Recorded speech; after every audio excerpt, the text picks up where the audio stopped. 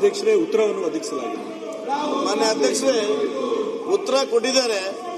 ರಾಹುಲ್ ಗಾಂಧಿ ಆದ್ರೆ ಉತ್ತರದಲ್ಲಿ ಹೇಳ್ತಾರೆ ಅಧ್ಯಕ್ಷರೇ, ಇವರು ಏನು ಇವತ್ತು ನಾವು ರೇಷನ್ ಕಾರ್ಡ್ ಕೊಡ್ಲಿಕ್ಕೆ ಎಷ್ಟು ಖರೀದಿ ಮಾಡ್ತೀವಿ ಅನ್ನೋ ಮಾತನ್ನು ಹೇಳ್ತಾರೆ. ಆದ್ರೆ ಇಲ್ಲಿ ಏನಂತ ಅಧ್ಯಕ್ಷರೇ, ರಾಜ್ಯದಲ್ಲಿ ನಾರಾಯಣಸ್ವಾಮಿ ಬಗ್ಗೆ ಏನಾದರೂ ಮಂತ್ರಿ ಆಗ್ಬೇಕಲ್ಲ ದೂರು ಬೈಯ ಕೇಳಿದಾಗ ನಾರಾಯಣಸ್ವಾಮಿ ಮಂತ್ರಿ ಆಗ್ಬೇಕು ಬೇಡ, ಮಂತ್ರಿ ಆಗ್ಬೇಕು ನಾರಾಯಣಸ್ವಾಮಿ, ನಾರಾಯಣಸ್ವಾಮಿ ಮಂತ್ರಿ ಆಗ್ಬೇಕು. ಅವ್ರು ಹೋರಾಟ ಅವ್ರು ಮಾಡಿದ್ರೆ ನಾರಾಯಣಸ್ವಾಮಿ ಮಂತ್ರಿ ಆಗ್ಬೇಕು. ಅವ್ರು ಮಾಡಿದ್ರೆ ಟ್ಯಾಲೆಂಟ್ ಐತೆ, ಟ್ಯಾಲೆಂಟ್ ಐತೆ, ಟ್ಯಾಲೆಂಟ್ ಐತೆ, ಎಫಿಷಿಯನ್ಸಿ ಐತೆ. ಕ್ಲೀನ್ ಕ್ಲೀನ್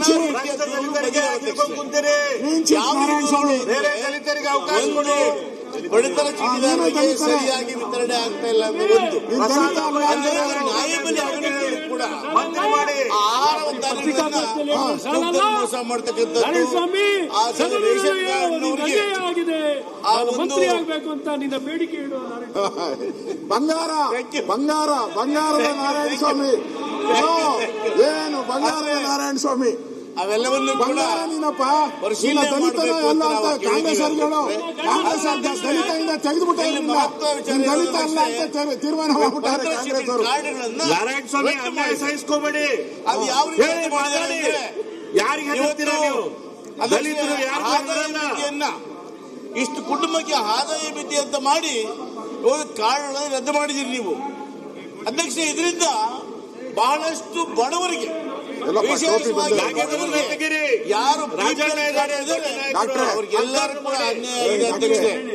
ಯಾವ ರೀತಿ ಅಂದ್ರೆ ಇವತ್ತು ಆದಾಯ ಮಿತಿ ಕೆಲಸ $20,000 ಸಂಬಳ ಬಂದ್ರೆ ಕನಿಷ್ಠ ಪಕ್ಷ ಅದಕ್ಕೆ $2,40,000 ಆದಾಯ ಅಂತ ಇಕ್ಕಲಾಗುತ್ತೆ ಅಧ್ಯಕ್ಷರೇ. ಅಧ್ಯಕ್ಷರೇ, ಒಬ್ಬ ಕೂಲಿ ಮಾಡ್ತಕ್ಕಂಥವನಿಗೆ ಇವತ್ತು ಸರ್ಕಾರ ತಾವೇನು ನಿಗದಿ ಮಾಡಿದ್ದೀರಿ, ಕೂಲಿಯ ನಿಗದಿ ಮಾಡಿದ್ದೀರಿ, ಆ ನಿಗದಿ ಮಾಡುವ ಮೊತ್ತಕ್ಕೆ ನೀವು ಕ್ಯಾಲ್ಕುಲೇಟ್ ಮಾಡಿದಾಗ ಕೂಲಿ ಮಾಡುವವರು ಕೂಡ ಇವತ್ತು APL ಕೊಟ್ಟೋಗ್ತಾನೆ. ಇದು ಒಂದು ರೀತಿ ಬಡವರ ಬಗ್ಗೆ ಮಾಡತಕ್ಕಂಥ ಶೋಷಣೆ ಮತ್ತು ಅನ್ಯಾಯ ಅಧ್ಯಕ್ಷರೇ.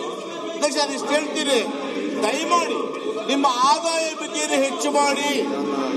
ಯಾವತ್ತು ನೀವು ಕನಿಷ್ಠ ಕೂಲಿಯನ್ನು ನಿರ್ಧಾರ ಮಾಡಿದ್ದೀರೋ ಆ ಕನಿಷ್ಠ ಕೂಲಿಗೆ ಅನುಗುಣವಾಗಿ ಲೆಕ್ಕಾಚಾರ ಮಾಡಿದಾಗ ನಿಜವಾಗ್ಲೂ ಕೂಡ ಬಡವನಿಗೆ ಅನ್ಯಾಯ ಆಗ್ತಾ ಇದೆ. ಆ ಬಡವರಿಗೆ ಏನ್ ಅನ್ಯಾಯ ಆಗ್ತಾ ಇದೆ ಅದರ ಸರಿಪಡಿಸಲಿಕ್ಕೆ ನೀವು ಆದಾಯ ಮಿತಿಯನ್ನು ಹೆಚ್ಚು ಮಾಡಬೇಕು.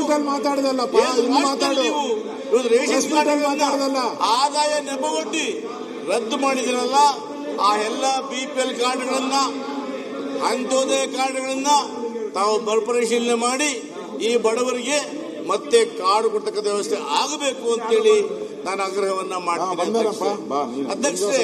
ಎರಡನೇದಾಗಿ ಬಗ್ಗೆ ಅಧ್ಯಕ್ಷ, ನಾನು ದೂರ ಹೋಗೋದಿಲ್ಲ, ನನ್ನ ಕಾನ್ಸ್ಟಿಟ್ಯೂನ್ಸಿಗೆ ಬರ್ತೀನಿ ಅಧ್ಯಕ್ಷೆ.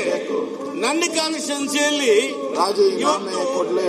BSSN ಬೂದಿಗೌಡ BSS ಸೆಕ್ರೆಟರಿ ಮೇಲೆ ದೂರುಗಳು 3 ಬಾರಿ ಬಂದಾಗ ಅದನ್ನ DD ಅವರು ಪರಿಶೀಲನೆ ಮಾಡಿ ಅವರು ರದ್ದು ಮಾಡ್ತಾರೆ.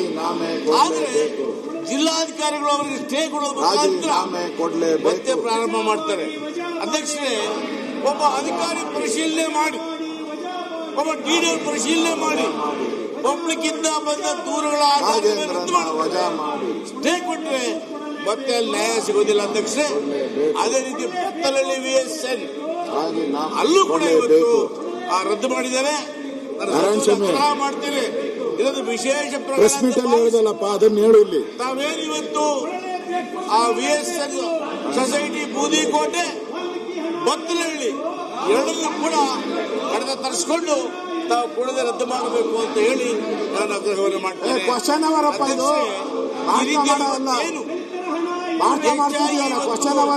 ವಿತರಣೆ ಮಾಡ್ತಾರೆ, ಅವು ನ್ಯಾಯಬೆಲೆಗಳಲ್ಲಿ ಸಮಗ್ರ ವಿತರಣೆ ಆಗ್ತಾ ಇಲ್ಲ.